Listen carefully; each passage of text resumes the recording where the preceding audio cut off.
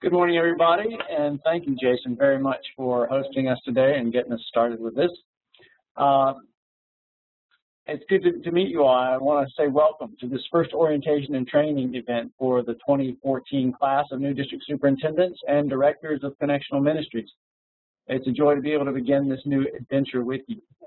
As Jason said, my name is Myron Wingfield, and I am the Assistant General Secretary for Clergy Life here at the General Board of Higher Education and Ministry.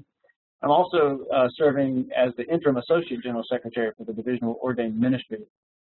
And I'm pleased to welcome to the webinar today as co-host the Bishop Grant Hagiya of the Greater Northwest Episcopal Area, which includes Oregon, Idaho, Pacific Northwest, and Alaska conferences. I think I got them all in there, right, Bishop? You got them. Okay, welcome to you. It's good to have you here. Great to be with you guys. Thanks for your willingness to do this.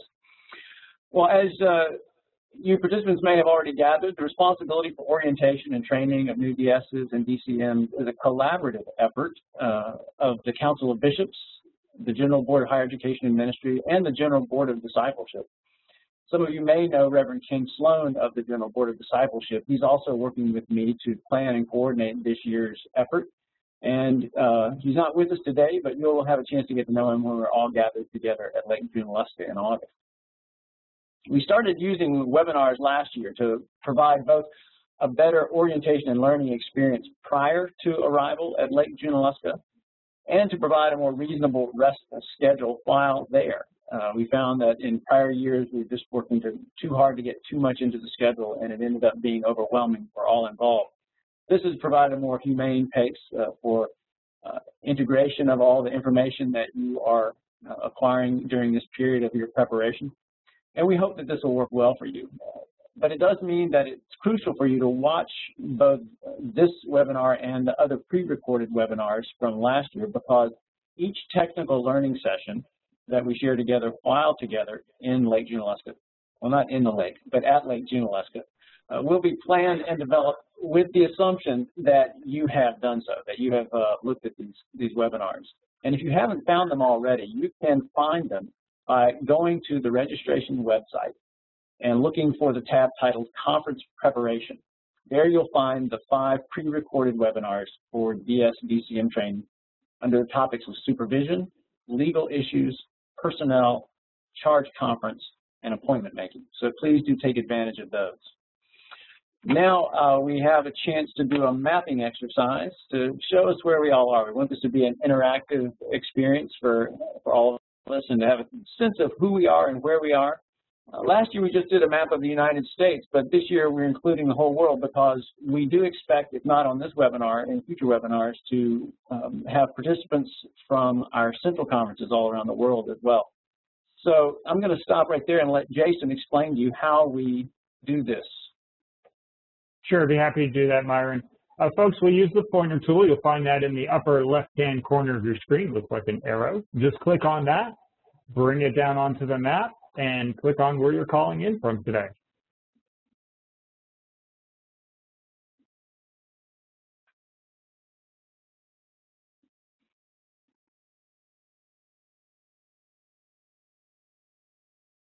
As you can see, we're concentrated heavily in the United States, but we do have a colleague in Alaska joining us today. And it looks like we are spread out all over the U.S. I'm here in Nashville, little blue arrow right there. And Bishop, where are you today? I just came from Alaska, actually. So I was with Carlo, who is up in Alaska, will be the new conference superintendent, and I'm in Seattle right now. Excellent. And how is the weather there in Seattle? Sunny as usual? It's been beautiful, actually, here. Good, very good. Nice to have a sunny day there. That's great. Definitely.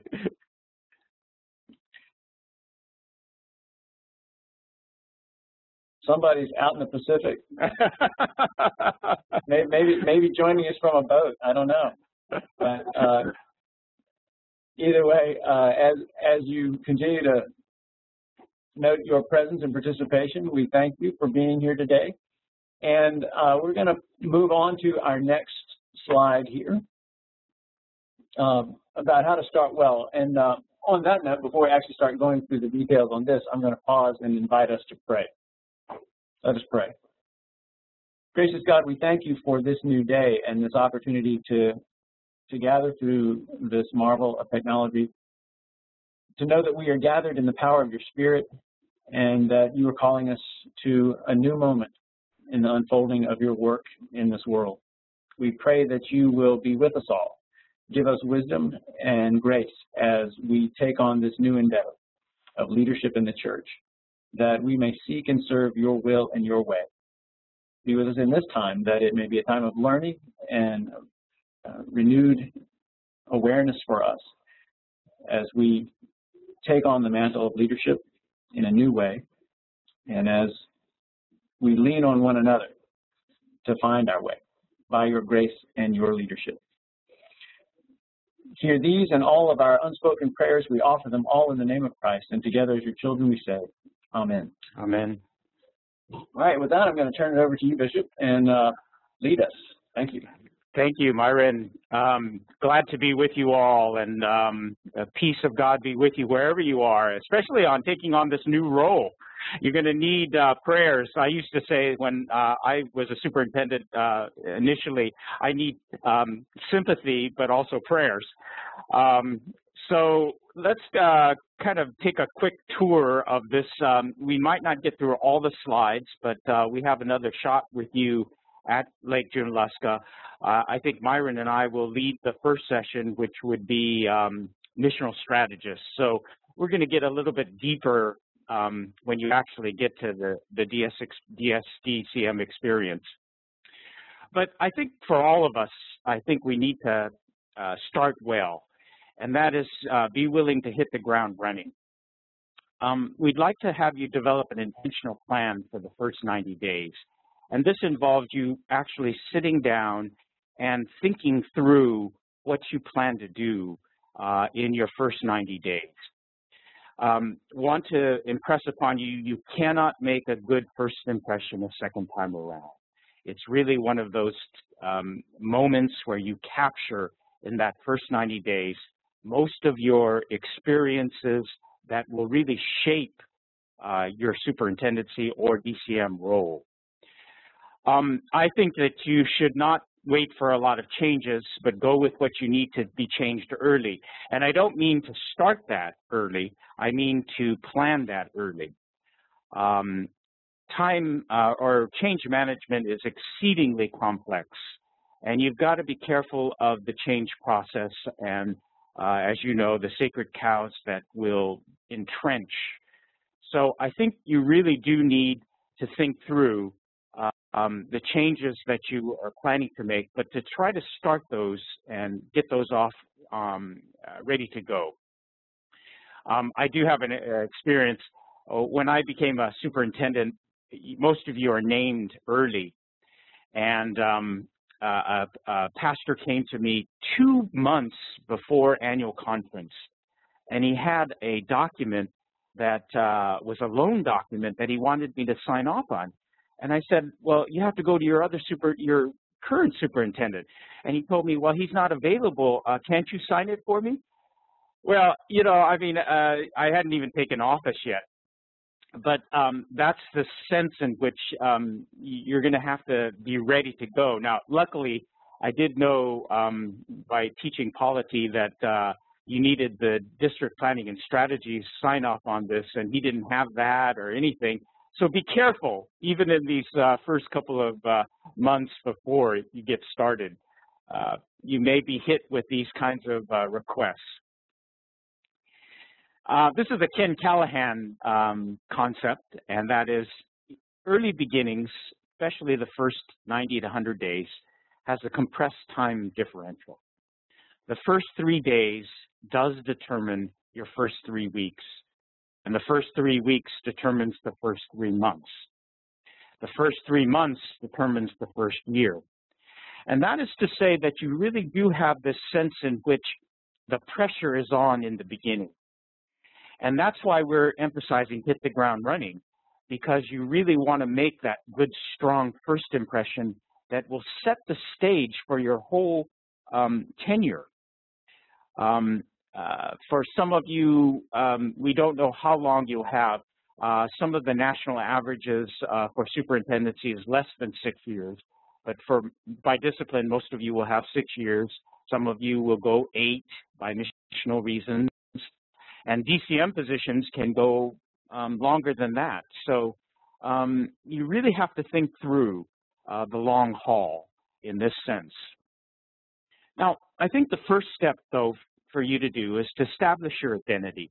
What kind of DCM, DF that you want to really work for. Reflect deeply on that which you wish to project. Now, it's not like a local church, folks. You have much more of a constituency in terms of numbers and diversity.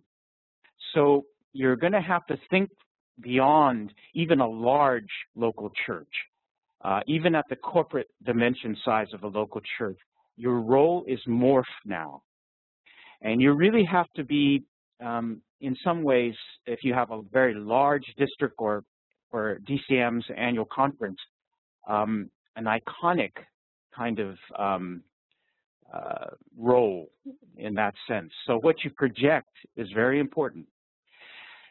It is very personal and subjective, and you all have to think through who you are, what your identity is personally. But I think in general, you have to think of being a caring, shepherding, humble, trustworthy leader. I think you should reflect on your spiritual leadership. I was very struck by this. I didn't have this advice when I became a superintendent, but as a bishop, I was able to think this through because very early on, we had Dana Robert meet with some of us, of our bishops, and she reflected upon what she, as a layperson, expected of her bishop. Now, you know, Dana is one of the best missiologists, theologians that we have in our connection, and they probably in the whole world. But she reflected that she expected us to be holy. She wanted her bishop to reflect that holiness and that sense of spiritual depth that she expects from this office. And she followed that with, your role is to feed my sheep, much as Christ did.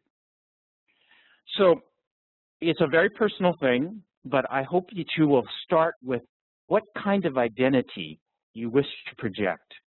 It is a very important first step in your first 90 days. And I hope you'll stay with that identity throughout your entire tenure as a DCM or DS.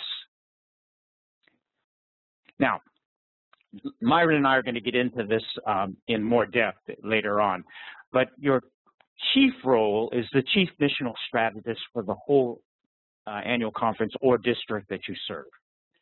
This is more a role than an identity. We function as a chief missional strategist for the entire annual conference, the district or area. We also function as a missional strategist for the whole annual conference. And you again have to think through, what does this role mean to you? Myron and I will unpack this more in depth when we get to Lake Junaluska, so we hope that you'll bear with us on the kind of deep thinking that we're going to help you with on this one. The historical role, though, of both DCM and DS is the DS is a representative of the Episcopal office, and so is the DCM in many ways. In many contexts, the DCM reports directly to the bishop, as do the DSs. And many of your annual conference cabinets are structured differently, but I know our DCMs sit with the cabinet even through appointment making. I think it's an important kind of objective role that DCMs serve also for us. But remember, historically, you're called to the office of District Superintendent of the entire conference, annual conference. You're not called to a district, so that when some of us bishops make the call, we ask you to come to the role, and then we tell you which district we're thinking of. So you really are representing the whole annual conference in a very important distinction. Please think of this in terms of beyond a district location. Because if you identify totally with the district, your loyalty then becomes kind of unbalanced in that sense. And one of the worst things is for you to protect your turf, meaning your district. I think we've all experienced cabinets in some ways differently. But when I was a district superintendent, we had one superintendent who really protected a district more than the annual conference. And so it produced a kind of tension in the cabinet. And what I strive for is a cabinet that is going to be open to the entire good of the whole. The whole annual conference is really our objective. And that means thinking of the whole, not specific parts of that whole. Now remember, the DCM role has morphed from the old Council of Ministries, which is no more, to a strategist for the whole annual conference. So you DCMs have to think beyond just a bureaucratic role, which you used to hold, which was to do a program ministry, staffing of all of these committees. Many of our annual conferences have changed their whole structure in that way. And so I think you DCMs have to think of the whole annual conference as your strategy point. And that also comes back to you superintendents also. You have to think of what is the whole strategy for the whole. And that means the general church also, because you become representatives of the whole United Methodist Church in that sense. This is an important thing for you to think through in terms of this whole sense of strategy for General Conference in 2016 also, which many of you will be a part of, I'm sure. All right. Now, this is a little bit more on the DS role, but the classical distinction between what is a district superintendent is pastor to pastor at one continuum, and then accountability and supervisor at the other continuum. I think your personalities will define where you fit, and you will probably go somewhere in this continuum.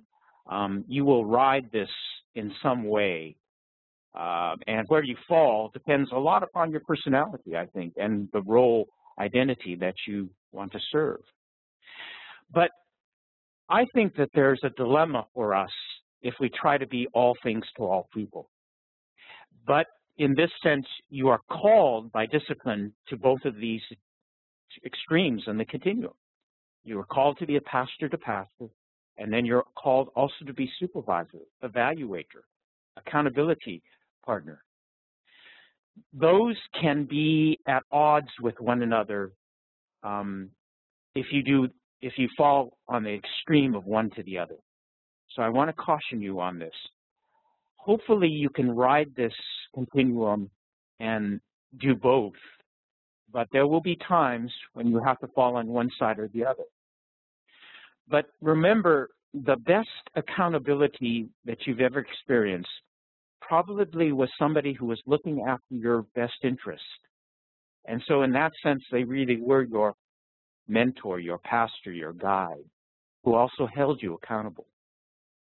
So think through this, try to ride that line in a good way, but be aware that it could be at odds with the extremes in case-by-case issues, okay? Let's go to the next slide. I think I'm going to turn this over to Myron for some of the issues that he might want to reflect upon. Myron?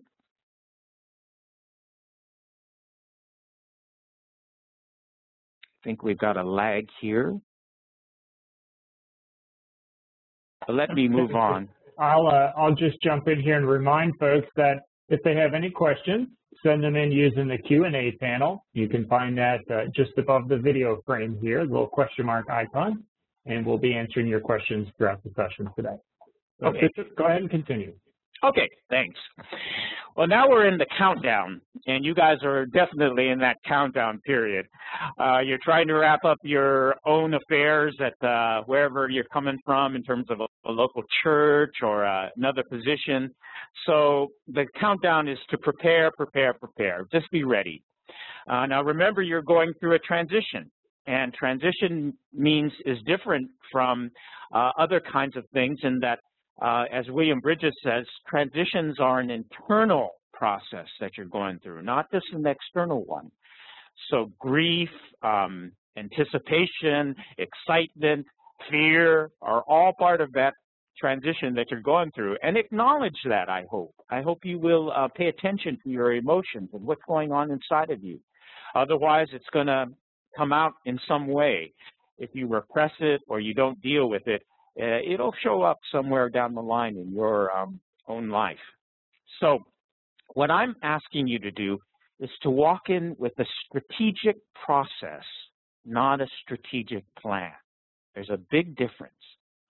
A plan presupposes some kind of knowledge that you will have before you do the plan. And you don't have that yet. So whatever plan that you have will probably be wrong. And so I was just reading Nassim Nicholas Taleb, the Black Swan guy. His book is Anti-Fragile. And he's a very controversial writer, thinker, but he really disbelieves in strategic plans. I mean, he pointedly says that they're useless, and the companies that do them often are locked into a wrong way of heading. I'm not sure I buy it completely, but that's what I'm saying for you now. Don't have a strategic plan, but have a process. And here's the process, some of the things that you need to think of. The first one is to clear out and to learn all you can. And what I mean by clearing out, I mean dropping all of your presuppositions and judgments ahead of time. Come in with a phenomenological approach where everything is new, and you're taking a look at the conference or district for the first time through new eyes. And then learn all you can. The Theory U people, Sharma and Singh, say that you must observe, observe, observe. That's our task in the beginning. You need to diagnose the challenges and the opportunities ahead of you. That's a process. You need to identify key constituents and build relationships. Then you need to start building a team, the district or annual conference leaders, assessing their strengths and gaps. And also, finally, you need to reflect on what needs to be done first. It's a prioritization that you're looking for in that first 90 days. So you see, in many ways, you're putting together a plan in the process, but you're not having a preset plan that you're going to start, jumpstart as you begin your work. Okay? Now, we'll talk more about this later, especially when we get to Lake Junaluska.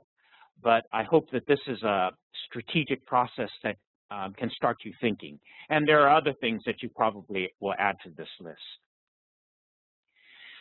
One of the keys for you is selective learning. Determine what you need to know. Find out who has the answers for you. And ask powerful questions. Make a list of the key questions you need to know. And you could do that now. And you can also start that process of asking the people who have the questions for you that you need to start answering. I was very struck by President Obama's first go-around when he was running for the presidency. He was asked at a town forum, what don't you know, and how are you going to find that out? I thought that was a great question, because there are things you don't know. There are things that we don't know even now. There are questions that I always ask myself that I'm not aware of, that I try to project out. And this is an important time for you as you begin your role. What are those questions? Now, be sure to ask the right questions, though.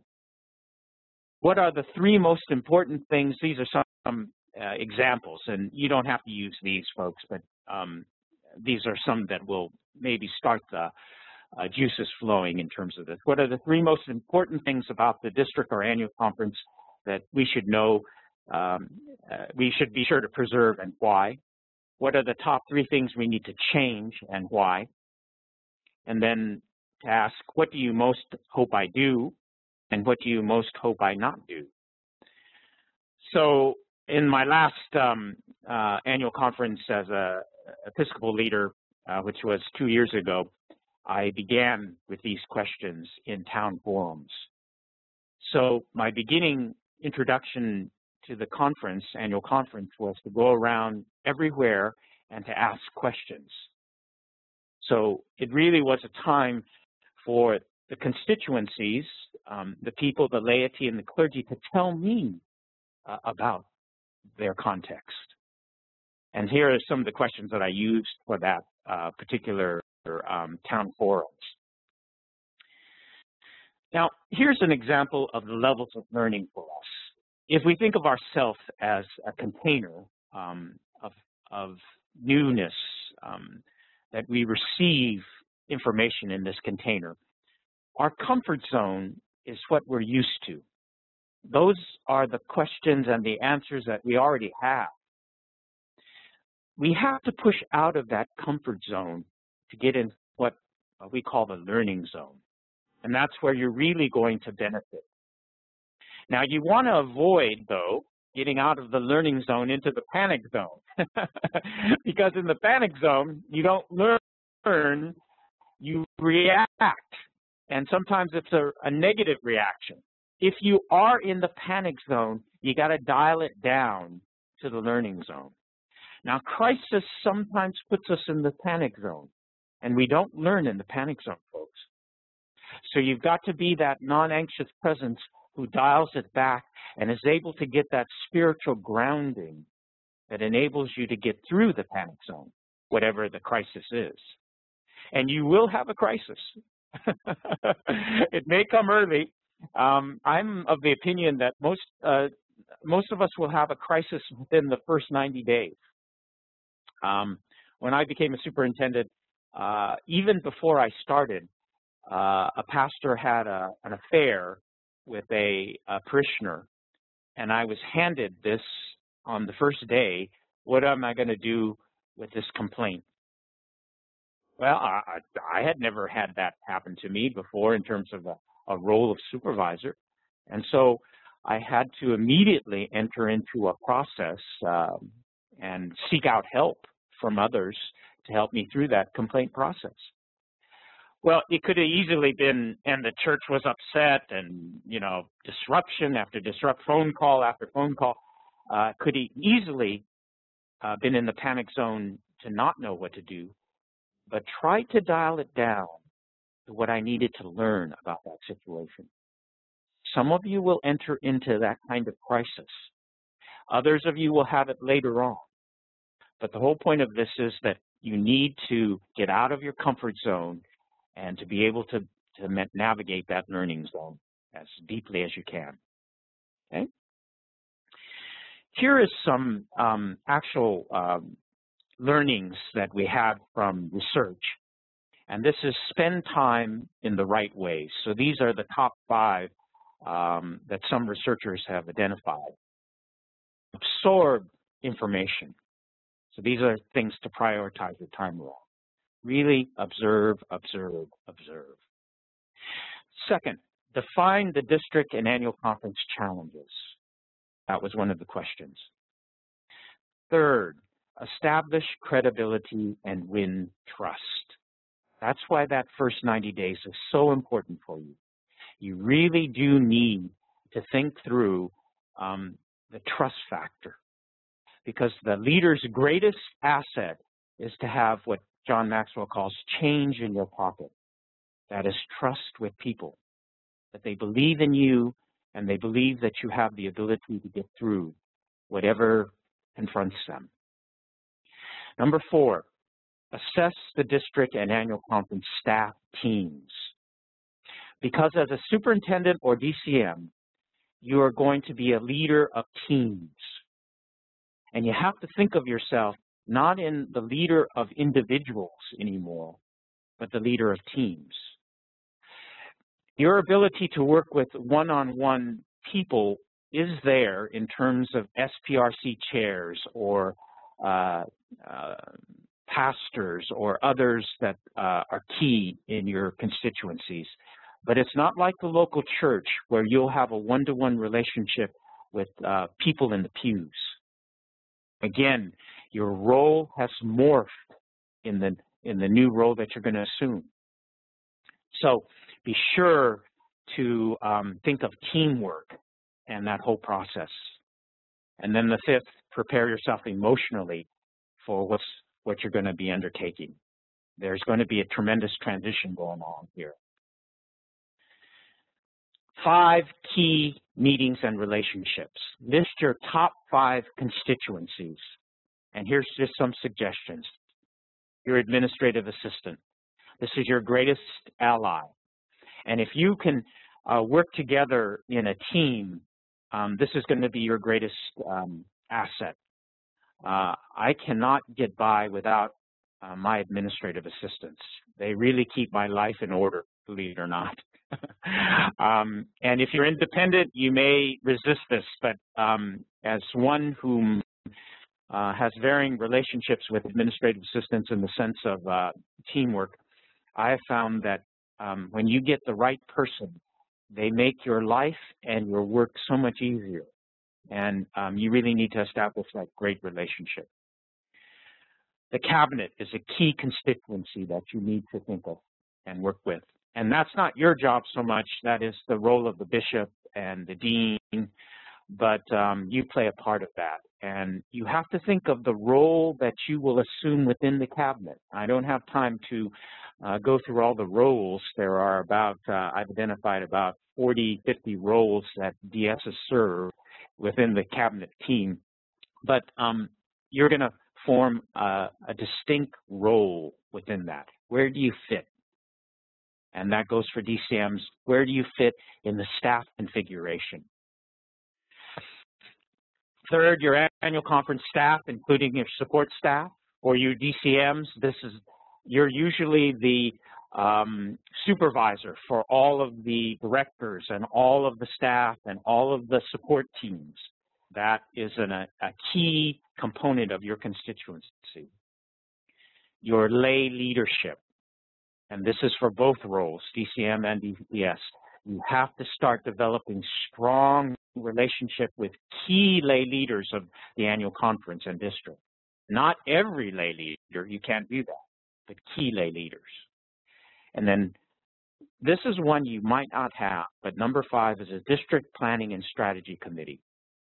Now, by discipline, it's not required that you have this, but I have found when I was a district superintendent, this was my greatest group because I was able to plan and strategize with a group that became a guiding coalition for the district for me. You need to develop a group like this that is going to only focus on strategy and planning. Okay? Now, here are some 5 key relationships I suggest you find. And you might find 3 of these, but if you can get all 5, that'll be great. One is get an objective coach, either professional or personal. A coach will really help you think through some of the dilemmas, and it becomes a sounding board for you.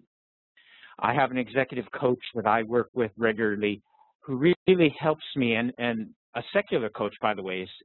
This person is not a church person. So it really helps me get a different viewpoint.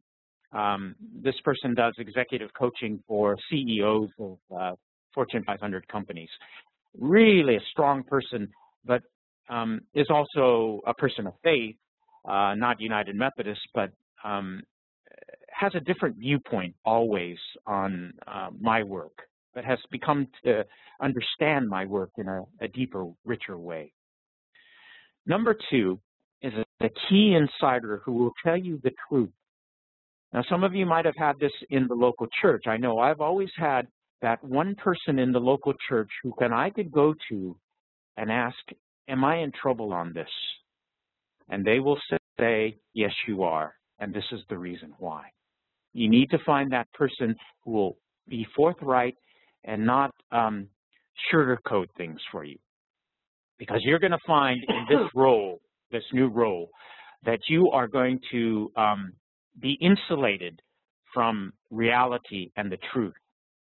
So you need to find that person who's really going to lay it on the line for you. Third one is a mentor with experience. This can be a former superintendent, a former DCM, even an trusted partner or mentor in your life.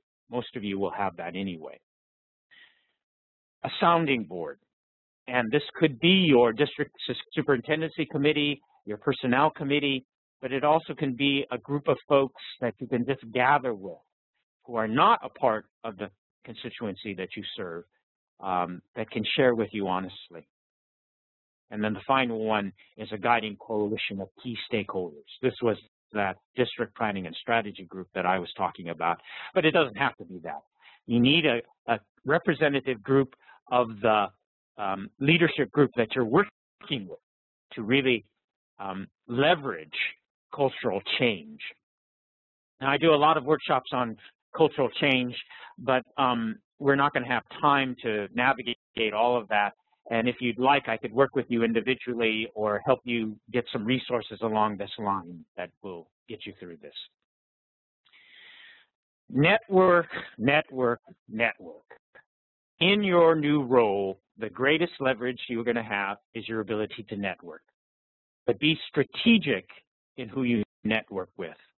And here, don't just network internally in our structure, but make those external mission field connections, ecumenical leaders, interfaith leaders, public square, secular leaders. You need to be out there in the community and model that for your pastors. You all know that we're in this transition from the attractional to the missional model. And I put it as we're in the hybrid stage right now.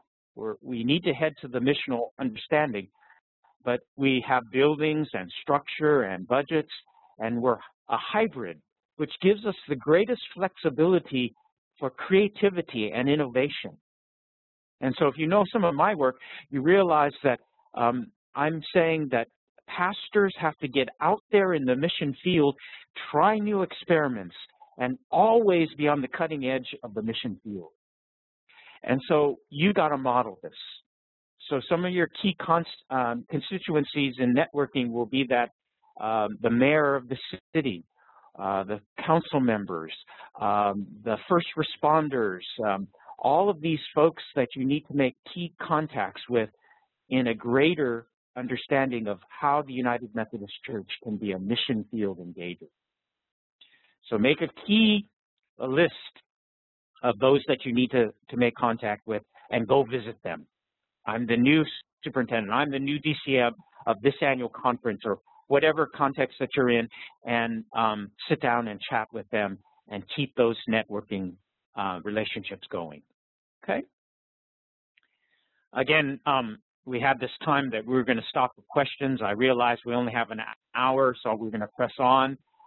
Look forward to those questions. And one of the drawbacks of a webinar with so many people is we can't field them individually. I wanted to do this session at Lake Junaluska, but then the response from our team was, well, it's too late. You guys will already be in your 90 days. So I hope that this format will help you, but let's move on to the next slide. Well, actually, Bishop, can you hear me okay? Yes, I can, Myron. Yeah, are you back with us? I was having a little bit of technical difficulty with the computer, but I'm on the phone now. I did want to pause and just ask Jason if we have one or two questions that have come in. We sure can. Sure, Myron. We've had a couple of questions come in all around the same kind of theme. And Bishop, I know you spoke to that briefly, but if you wouldn't mind circling back around to it, in highlighting the difference in attitude and procedure between being a conference superintendent versus a district superintendent. Okay, let me try to tease out the question, Jason, a little bit more. Is it the role, or how, or what are the questions surrounding? Do they want me just to explain a little bit more what I was thinking, or? Sure, Bishop. I think what I'm seeing in the theme of these questions is the role may be called district superintendent, but in terms of attitude and the way they go about addressing their tasks, is there a difference versus a conference superintendent? Yeah, I think so. I think it's a matter of function versus role also. In function, you are overseeing a district. That's the functional role. But identity-wise, you must always look at the whole annual conference. And you DCMs, it's a no-brainer. Your whole constituency is the annual conference. But I'm saying that you're also a chief missiologist for the annual conference, working collectively with the bishop and cabinet for the whole. My colleague Robert Snazy's new book, 7 Levers, really is taking a look at the annual conference and the levers that will change that. And all of us, or most of us, bishops, are trying to revitalize, change, and impact the entire annual conference. Now that it does involve the district as parts of that annual conference. But you have to be in concert with the whole, rather than just concentrate on totally your district. Now, I know the trap is this. When I was a district superintendent, I was intent on being the best district superintendent the world has ever seen, and I'm sure all of you are going to try to do that too. Now, about your 3rd year, 4th year, we're going to ask you, are you the best superintendent in the entire history of the United Methodist Church? And hopefully it'll be sobering for you that you may have to reevaluate that objective. But the point is that I really wanted the district to move up in its vitality. But that had to be in concert with the whole annual conference also, by the way. Otherwise, it could be seen as a competition. And let me give you an example. When I was a district superintendent, we're 2nd from the last in apportionment giving. And I was determined to turn that around. By the end of my tenure, we were 2nd from the top in apportionment giving. But it wasn't a competition. I was thinking of the whole conference in terms of the resources available and making the district something better. So that's really what I'm having in mind.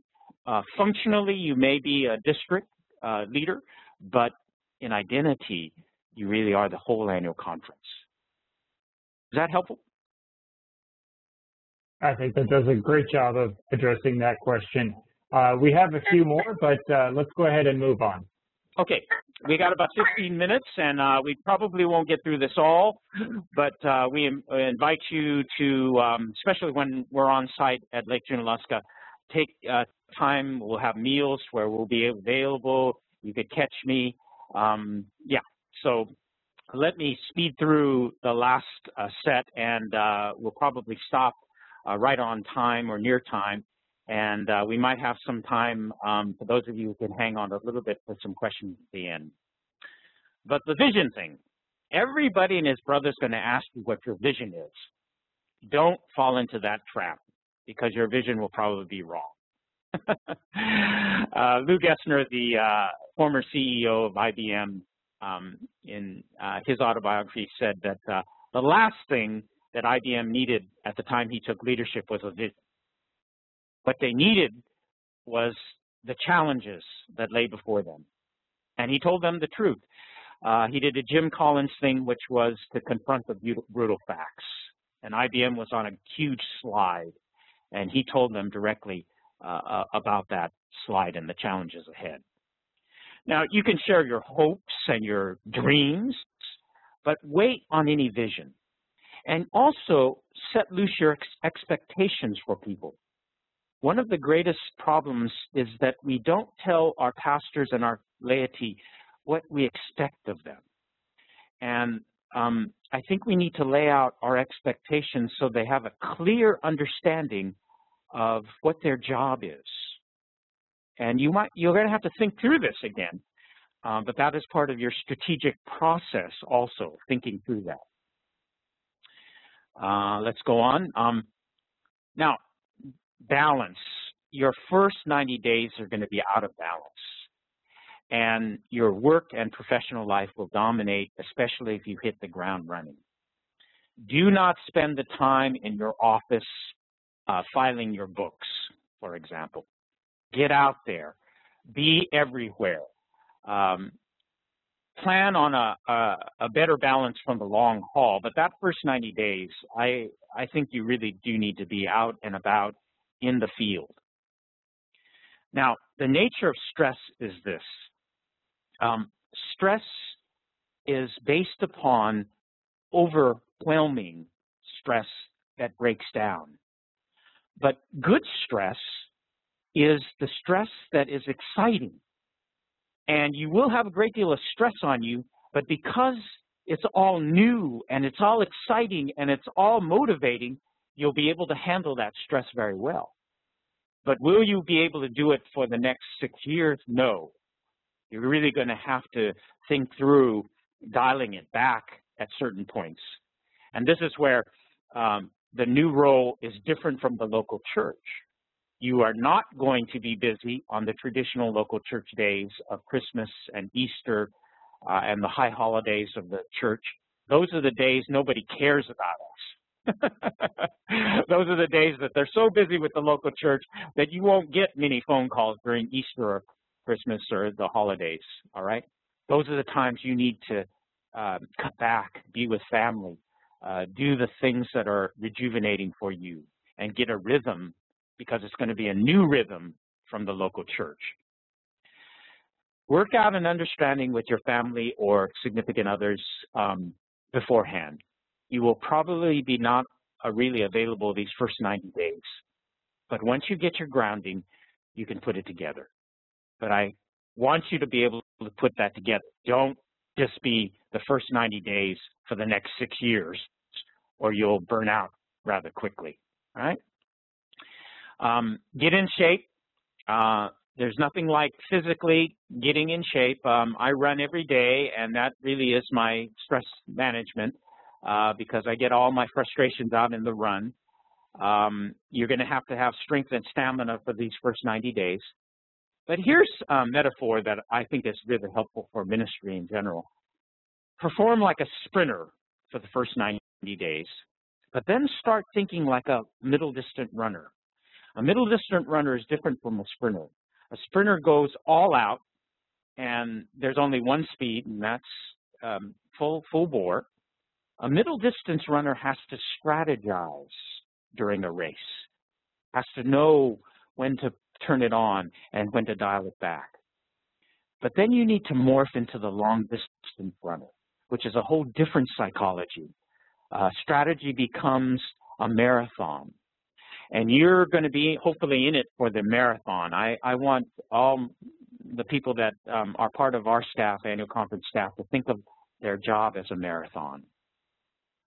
And so there's no better time to get in physical shape than right now and set the stage for your tenure in the office that you're going to serve.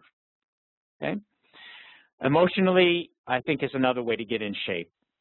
Nowadays, leadership takes great courage. You must be bold. You must step out. You must experiment. You must risk failure. And you must be prepared to be that non-anxious presence that models this.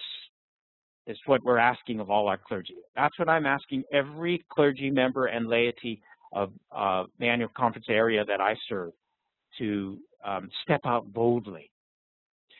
But you're going to also be not be able to be insular to the criticism and the praise, by the way. I do write a little bit about this in Spiritual Kaizen. Don't be enamored by the praise that you're going to get, because it's going to come, but don't also be distressed by the criticism that you're going to get. because it's not you, it's the office, it's the role that you're assuming. I had a superintendent just did a 360 evaluation, and he got 1 to 5 was the kind of valences, and 5 being the best.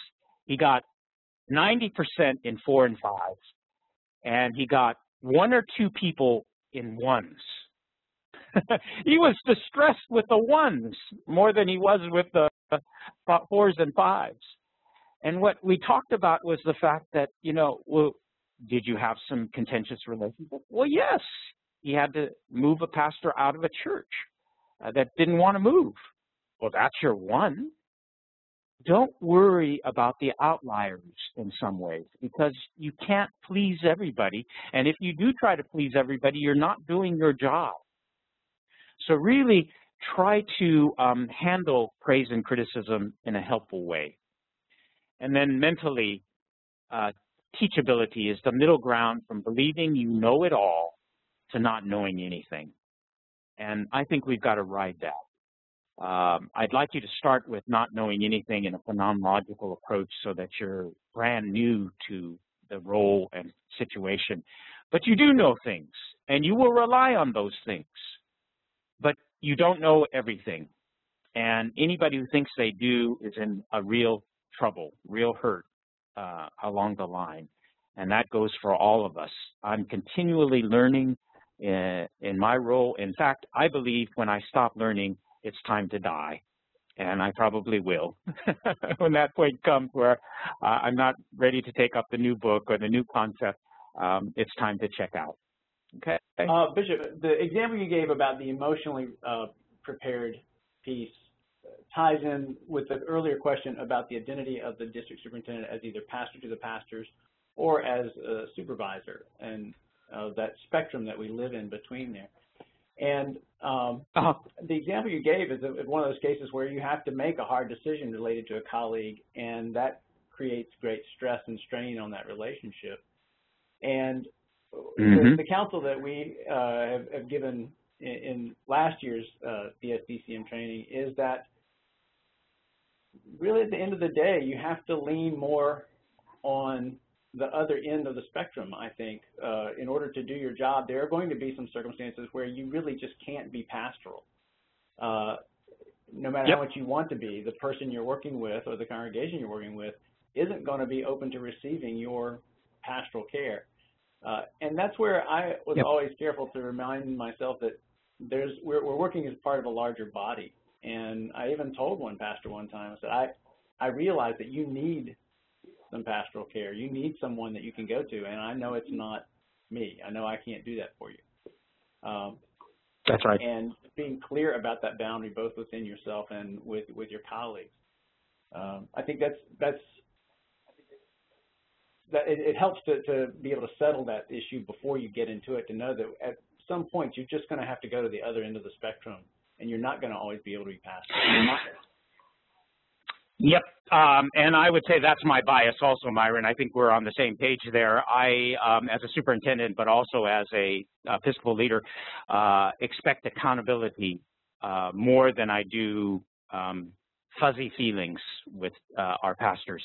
And I know that that's perceived sometimes as a negative force for our clergy, but I just feel without the accountability piece, I need accountability, and I expect accountability to be given also. But to extend your analogy, it's also true of congregations. There are some honorary congregations. I've had more this year than before. When we brought a pastor for an introduction, they said, no, we're not receiving this pastor. Well, you know, then the superintendent, and it's not my job necessarily, the superintendent had to go back and say, I'm sorry, that's not the United Methodist way to do it. So some of you will be in those situations also where you're not only dealing with a problem pastor, but a problem congregation.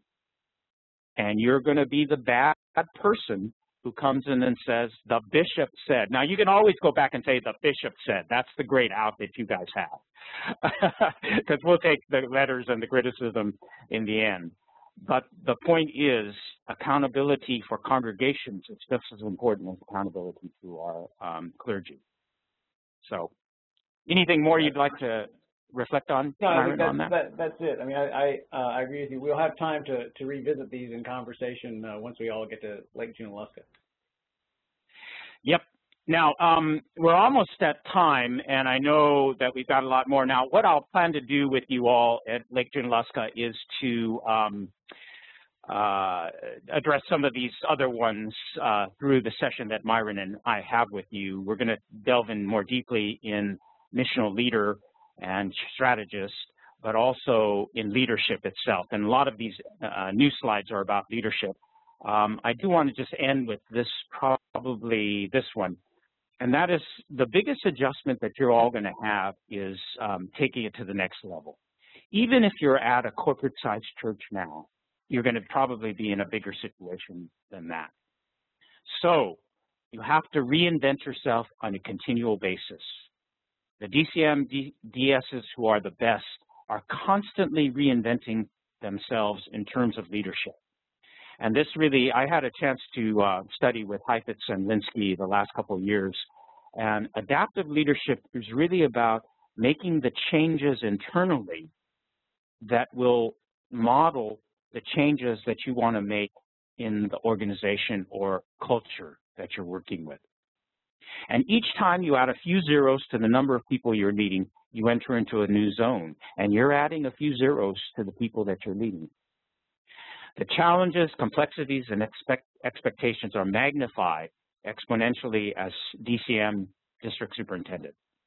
So I want you to be aware of this so that I have another slide here. This exemplifies it most.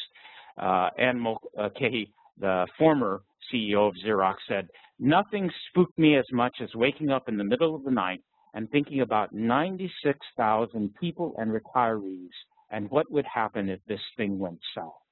That's the same question that I arise in a generic sense in the middle of the night on as an Episcopal leader. That's the magnitude with which we're all at stake. And here's the other important thing. You're all coming with us on this journey. It's not just my role as the bishop. It's our role together as a team that's going to face this.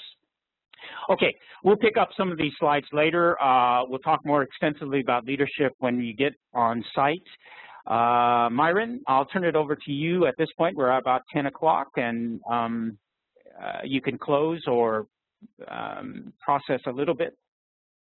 Very good.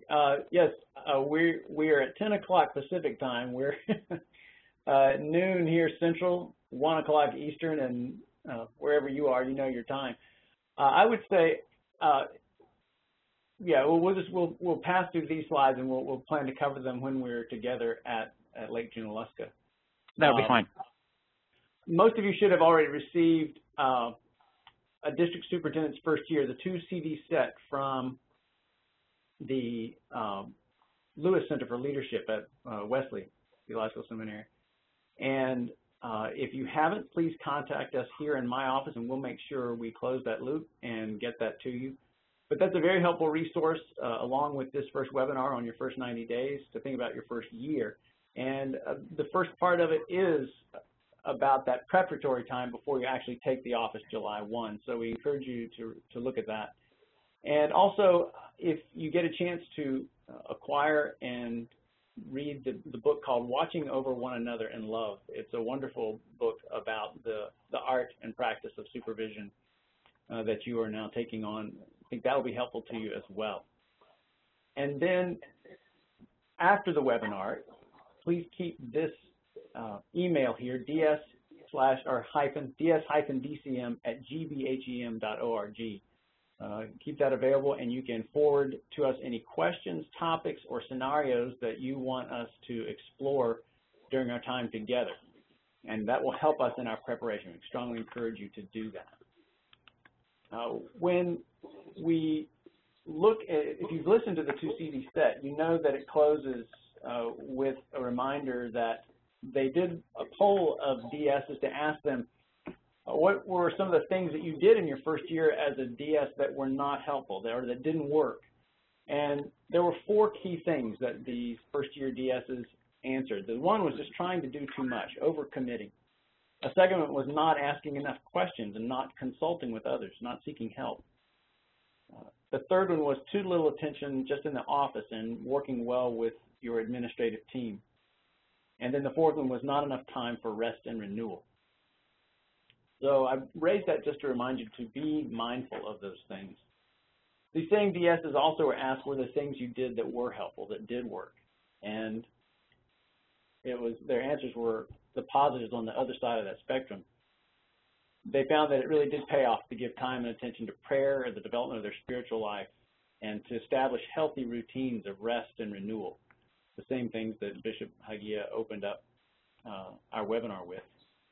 Taking time to talk to and listen to the clergy and the laity around your district and around your conference as you're able. And then finally, making sure that you really develop those relationships with the other DSs, both those who are currently active, and if you have trusted colleagues that have served in that role before, they can be a real helpful mentor and guiding presence in this time too. So we hope that you'll take advantage of this preparatory time to establish those relationships, to begin those patterns, and to know that we will be keeping you in our prayers and look forward to serving with you in this new role. Again, here's the information for sending questions, comments, topics, scenarios that you want us to look at. We'll certainly do that. And in the meantime, thank you for joining us today. Grace and peace to all of you, and God's blessings on this journey. Amen. Thank you all. That wraps it up, and thank you again, Bishop, for joining us and leading us through this. It's been wonderful to work with you, and I look My forward pleasure. to seeing you in North Carolina. And Jason, if you want to wrap it up for us, that would be great. Sure, be happy to do that, Myron. Before we wrap, we have many questions here regarding the slides and whether these slides could be made available to our attendees. Is there a way to do that? Bishop? Oh, yes. I'm going to rely upon you, Jason and Myron. I think you have the deck slide, or whatever way we could do to post this or have these available. You're more than welcome to use these slides. Yeah. Mm-hmm. Okay, yes, with your permission, we will put them in our Dropbox that's provided along with other preparatory materials, and so you'll be able to find it in the Dropbox. Great. Great, thank you for that. And thank you all very much for your participation today. I'm glad that you all felt this webinar helpful. I see a lot of comments there in the chat box. Margaret's asking how to access the Dropbox again, and Myron, I'm sure your office will send out a reminder link after this webinar to all the folks that signed up today, so be on the lookout for that in your inbox. And as a reminder, this entire webinar was recorded, and that will be made available to you as well, so that not only you have the slides, but the visuals and the whole dialogue that went around that in order to get the full context. So that does it for us today. We wish you a great rest of your day. Bye-bye for now.